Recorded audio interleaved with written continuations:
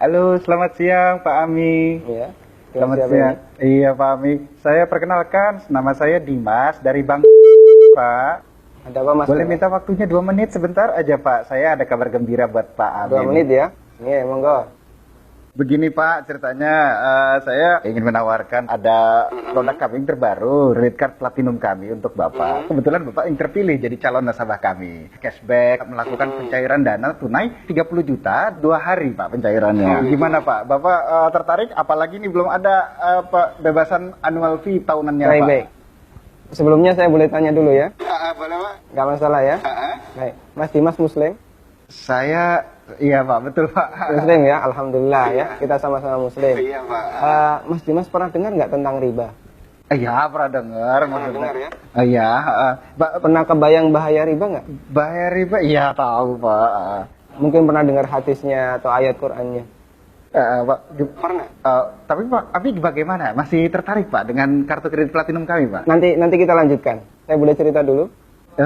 Ya, boleh. Ya? Jadi gini Mas Dimas. Coba Mas Dimas bayangkan kalau ada orang yang berzina sama ibunya. Kira-kira respon masyarakat gimana? Semua orang sepakat jelek ya. Gimana? Maksudnya gimana Pak? Kalau misalnya ada orang yang berzina sama ibunya, semua orang akan menganggap dia melakukan perbuatan yang maksiat. Ya bejat itu Pak. Oh, bejat sekali ya. Bejat Pak. Baik, kita sama-sama sepakat untuk itu. Iya. Begini, Nabi SAW menyebut bahwasanya riba itu ada 73 pintu. Pintu yang paling ringan, kata Nabi SAW, dosa riba itu seperti berzina sama ibunya, Mas. Itu nilai dosa riba yang paling ringan. Coba kalau Anda tadi tawarkan 30 juta, itu berapa nilai ribanya? Ya, tapi kan... Saya lanjutkan boleh?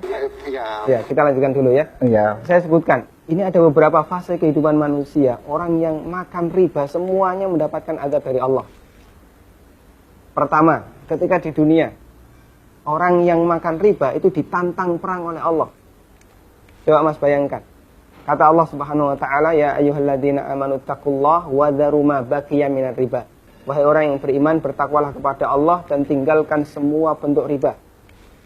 Fa in lam taf'alu fa'dhanu biharbi minallahi wa rasulih. Kalau kamu masih ngeyel, nggak mau meninggalkan riba, umumkan perang dengan Allah dan Rasulnya. Coba, kalau kita ditantang perang oleh Allah dan Rasulnya, kira-kira ada nggak peluang untuk menang? Nggak ada ya? Ampun Pak. Ini yang pertama. Yang kedua, orang yang mati dalam kondisi membawa dosa riba, makan riba, nanti dia akan dihukum di kuburan dalam bentuk berenang di sungai darah. Masya Allah, berenang di sungai darah. Kata Nabi SAW, beliau pernah menceritakan mimpinya, dan mimpi beliau itu wahyu. Nabi SAW pernah melihat ada orang yang berenang di sungai darah, kemudian di tepi sungai ada orang yang membawa batu. Setiap orang ini berenang menepi, dilempari batu ke mulutnya, kemudian balik ke tengah. Ini yang kedua. Di alam kubur, dia mendapatkan azab berupa berenang di sungai darah. Yang ketiga. Masih ada yang ketiga Pak? Iya. Siap mendengar? Masih sanggup mendengarkan? Iya Pak. Iya, tapi saya lanjutkan ya. Iya Pak. Yang ketiga, ketika orang ini dibangkitkan oleh Allah dari alam kubur, dia dibangkitkan dalam kondisi sempoyongan, Mas. Allah Subhanahu wa taala bercerita, alladzina ya'kuluna riba la yaqumuna illa kama yaqumul ladzi yatakhabbathu syaitan minal mas. Orang yang makan riba, mereka akan dibangkitkan pada hari kiamat dalam kondisi sempoyongan seperti orang yang kerasukan. Iya Pak. Artinya yang lain berjalan normal, dia sendiri sempoyongan. Menyakitkan. Kemudian yang keempat, tadi sebelum hisab ya, ketika dia dibangkitkan sebelum hisab, dia sudah disiksa. Yang keempat, setelah dihisab, orang yang makan riba itu kan makan harta haram ya. Iya Pak. Makan harta haram, Pak. kita sepakat itu. Kalau kemudian daging kita tumbuh dari sesuatu yang haram, berhak nggak dapat surga?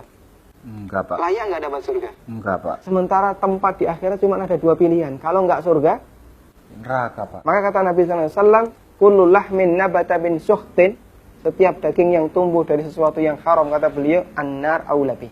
Iya Pak. Neraka lebih layak baginya. Coba Mas Dimas bisa perhatikan, dalam 4 fase kehidupan orang yang makan riba itu semuanya sengsara. Ketika masih hidup di dunia, dia ditantang perang oleh Allah. Ketika mati dia berenang di sungai darah. Iya, Pak. Ketika dibangkitkan dalam kondisi sempoyongan, setelah hisab dia ditempatkan di neraka. Iya, Pak. Masya Allah.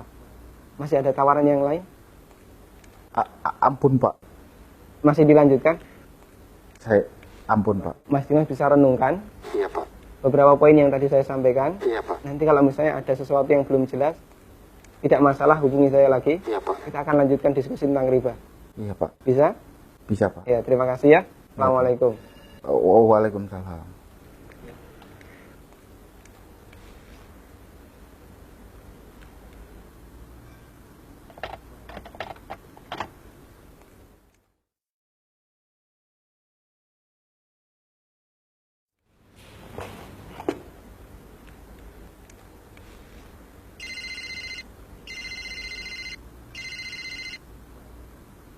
Iya.